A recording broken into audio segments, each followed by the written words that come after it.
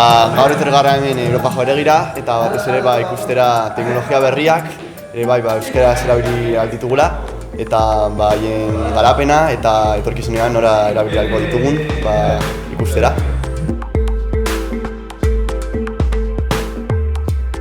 Erreferente izan daitezken pertsonak arlo guztietan eredua eman behar dutela, eta euskaraz bizi nahi badugu, saretan baita ere euskaraz egitea ez, eta orain badugu bizi virtuala eta fisikoa, orduan biak pareko pixka bat joatea.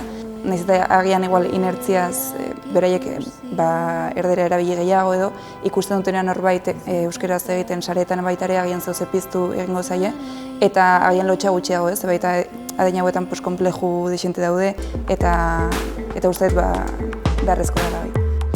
Bale, eta zer kontatu dizue? Jakitea baliabide horiek uztartzeko erabiltzeko aukera dutela gure hizkuntzan, ez?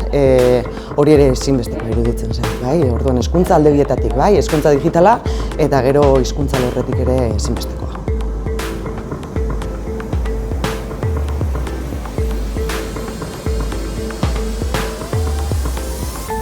Bai, bideo-jokoak asko gustatzen zaizkigu.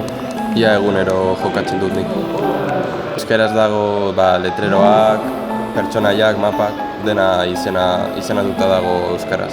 Jardunaldi hauek oso garrantzitsuak dira ere erakusteko belaunaldi hauei eta nerabe gazte hauei beste aukeran gaudela aplikazioekin eta smartphoneak erabiltzea beste modu demagun interesgarrienetariko batean, ez?